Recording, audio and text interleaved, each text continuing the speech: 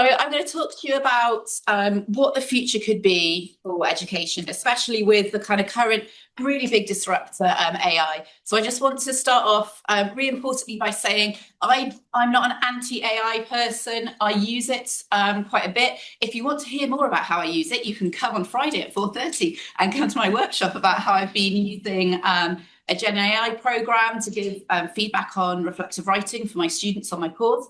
I recently made a whole website in about 2 minutes with Lovable. So, it gives great efficiencies for us as educators.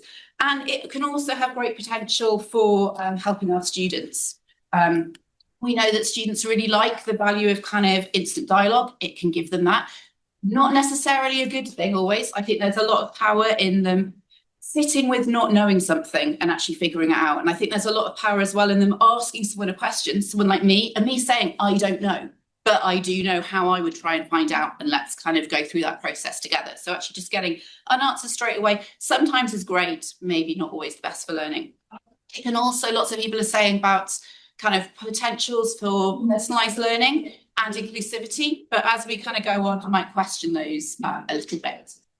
Next slide, please. So I think to think about what the future of education is and where the place for AI might be in it, I think we really have to think about what we mean by education. I really like Nell Nodding's definition of education that we've got at the top. She talks about it as a constellation of encounters. And yes, it's about developing understanding, building knowledge and skills, but it's also about appreciation. She's coming from the perspective of relational pedagogy, of talking about care in education, and that's the perspective that I'm coming from as well. We also have Barbara Stengel, who talks about education as being a triad. So it's not just that we're here as educators and a learner is encountering some material, but actually we're encountering it together with the student, and we're changed by that process as much as the student is. So if we kind of palm off some of our responsibilities to AI, what do we lose from that process as well as maybe our students? And we've got lots of research around online education talking about the importance, yes, of cognitive presence, but also of social presence, of having a kind of sense of students, them learning from each other as peers, and teacher presence as well. So if we kind of think about all those things, that's what education means to me. Some of you might disagree, but that's the perspective that I'm coming from today. And I love bell hooks. Basically, if you want to know my opinion on anything, just go and read some of her stuff, and I probably think the same as her.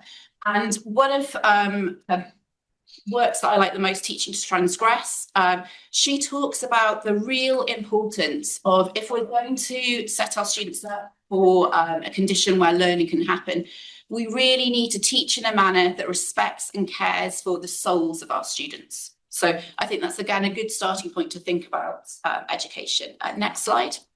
So she's talking about respect. Can we respect AI? Can AI respect us? So there's loads and loads of, there's a whole kind of, huge branch of philosophy dedicated to this, which I'm not going to go through now. But one of the things that's part of a lot of people's definition of respect is recognition respect. So we respect each other. I respect all of you. Hopefully you respect me, just by recognizing that you are all people. I am a person. So obviously that can't apply to AI. We also have a definition that respect is about feelings. It's about our dispositions. So again, what extent can we get to that when it's something that's computer mediated? And there's an Institute for Othering and Belonging in Berkeley in the US, and they've done a lot of work about kind of students belonging and mattering and how important that is. And they talk about the sense of belonging coming from a few different things, from inclusion, from agency, from connection and recognition. So this idea of respect and recognition and connection, I think, is really key to education. Next slide. And then, so if we're thinking about this is what education is, what is the importance of people as educators, of us as teachers teaching other people? So I think everyone's probably familiar with the definition of AI from Emily Bender of the stochastic parrot. And then the CEO of OpenAI, who are the people who do ChatGPT, He then, in response to this, tweeted that I'm a stochastic parrot and so are you. So, he was trying to make the point that Emily Bender was arguing that AI is very different. It's not, actually doing any thinking. It's just looking for patterns and it's just mimicking them back. And he's kind of saying, well, that's what we do as people. And that's true to an extent. That is how we make sense of the world. We look for patterns and then we see if we can understand them. But we've got a lot more to them than that. The difference between reading a recipe in a book and printing it, there's a huge difference that we bring. So I think if we do move towards AI, we lose a huge amount. Emily Bender's talked a lot about the dehumanization that is possible in a move towards the AI. And again, back to bell hooks, she really expresses really powerfully the importance of experiential knowledge in teaching. And saying that that's a real privileged standpoint. And she doesn't just say that, experience is the only thing that matters. She says that, obviously, there's, the analysis that you've got to do about it. But she talks about the fact that this experience of ourselves as humans brings the passion of experience, the passion of remembrance, which is a really important concept for students to have. Next slide, please. If you're not convinced by all those nice things about respect and humanity, if we look at the QS report, which was recently released about graduate skills, they kind of highlight the importance of emotional intelligence and interpersonal skills. At the University of London, we've got our 10 global employability skills. Again, we've got emotional intelligence and communication, things like that. Do we need to relate to people to develop emotional intelligence? I would say definitely yes. Next slide, please. And then really, really importantly, there's been a huge amount of great work on decolonizing the curriculum. If we don't recognize that knowledge is created by people, as embodied people, rather than just its abstract kind of things, then actually we're going to only reinforce those power relations of where knowledge has originally come from. So to be able to question things, to be able to deconstruct things and critique things, we need to recognize how our existing knowledge is constructed, as Barbara Thayer-Bacon says, by embedded and embodied people. So it's really important to have that aspect and to really recognise it, bring it to the forefront. Next slide, please. And also a couple of days ago, Anthropic, who are the people who have Claude, I thought this is quite interesting. They're looking at the theoretical potential of AI in particular sectors and its actual use going on, kind of what queries people are putting into Claude. At the moment, education is at 20%. They think it can go to 60. But two interesting things. First of all, I'm not sure I agree with that, 60. We definitely don't want to, as we heard on our keynote this morning, do we want the tech companies to be deciding things like this for us? But interestingly, they only say 60. So even the AI companies don't think, they still recognise that there's this huge need for the human education. Next slide, please. So what can we do given all this? If we're thinking about the future that, yes, does contain AI, as I said, it's got loads of useful things about it, but how can we move forward so we have maybe a hybrid existence that still depends on the human? So I think if we want to resist these things, we have to remember that we're not going to do it alone. There's this huge body of research and thought that's gone into this. So relational pedagogy and compassionate pedagogy has got loads of useful things for us to draw on. And bell hooks was writing over 30 years ago, so there's a huge amount. I think what we have to do is to really think about, in our own subject areas, in what we're doing, where is the most important bit for a person to be? Where is the bits that maybe it is okay for AI to answer some things or to support students or have functions, but where is the bit that I really make a difference in my programme, or you make a difference in whatever you're doing? So I think the approach that we need is not rejecting it, not completely opposing it, but definitely a critical skepticism and being very strategic. So, having those big concept conversations. And just to return to some of the affordances that people suggest, can you have personalised learning if you don't have a person in it? What extent can AI really give a personalised experience? In terms of inclusion, if you don't have a compassionate approach, which involves people, compassion for me is a huge part of inclusion. So can we be inclusive without that?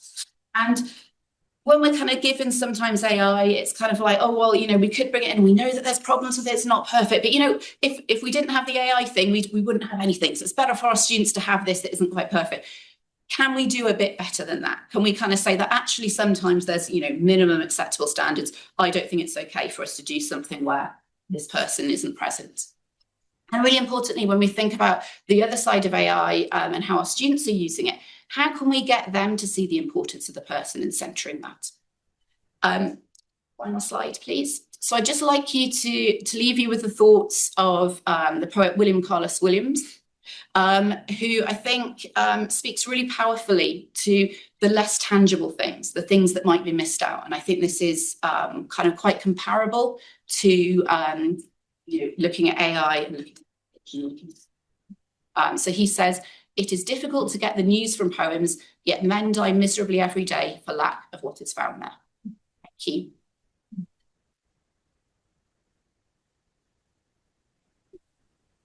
A few minutes for questions for Jessica. Does anyone want to start off with any? Yes, please go ahead. Yeah, thank you for that. It was really interesting. I was just thinking as you were talking, some of the things that you raised there about having the person in there and where do I as an individual make a difference to that, all pertinent questions in terms of AI, but I just thought, they're actually pertinent questions in terms of thinking about distance learning. I just wondered if you thought about the difference between when you're asking those questions about a distance approach to teaching and learning, you embed AI, because actually maybe AI could support those elements that you don't need to have a person there anyway. Yeah, definitely. And I think, it's always been a part of distance education that, we try and go, which bits are okay not to have a person for? And, like when the OU started and they were kind of sending out books to read, or then they started sending out videos and things like that. But then they would always have, a history of bringing people together at some point. I did. I started off a degree with the OU, and I really valued those times where then I would come and meet other people and actually talk to people. So I think thinking about what the crucial bits are, what can be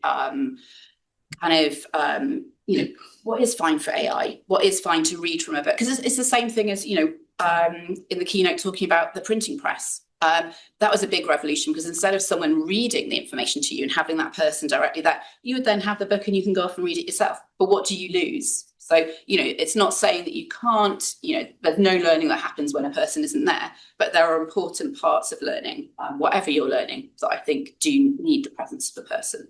So I think it's kind of, it's like maybe looking at threshold concepts and things like that. What are the really difficult bits that we need to discuss? What are the kind of controversial bits? And what maybe is the bits that people can go on their own and think about? Yes. There was a lot of food for thought in your presentation. Thank you for that. I think one of the thoughts that came to my mind was around the way we approach learning in HE at the moment. There is a lot of competency-based learning. There's a lot of employability skills. So it's very much to use a bit of a controversial word maybe, but a knowledge factory kind of setting. And I'm wondering, especially what you were saying, there's something in the intangibility of education for the sake of learning. And I'm wondering whether you have any insights on that, or whether your work touched on that. Well, I guess for me, education is about transformation. So I think rather than just we've given you some new knowledge, hopefully at the end of a degree, you have changed as a person to some extent. But I think it's difficult, because I think we do have a lot of pressure in the UK, at least, of, OFS a few times have referred to, this is what the person in the street wants to see, right? And I kind of think, why should they be deciding? Maybe the people that, have worked in higher education should be, not that, nobody else should have an opinion, but we shouldn't take that as a be all and end all. And I think actually, in terms of employability, it's actually pretty unproductive if you go out to employers now and go, oh, what do you want to see in the degree? What do your graduates need to do now? Because by the time we've then, created this degree and approved it and started teaching it, and then people have actually graduated from it, things have moved on. So actually all of those kind of skills, like the employability skills of, critical thinking, of emotional intelligence, of communication, things like that, they're skills that you can then apply to the new situations that, we have to be honest with our graduates. We don't really know what the world is going to look like in 3 years. If someone came to us in 2021, we would have no idea about AI, and we wouldn't be preparing them for that. So what can we do that we prepare them for this world of uncertainty and change? And I think that's about changing as a person and developing as a person.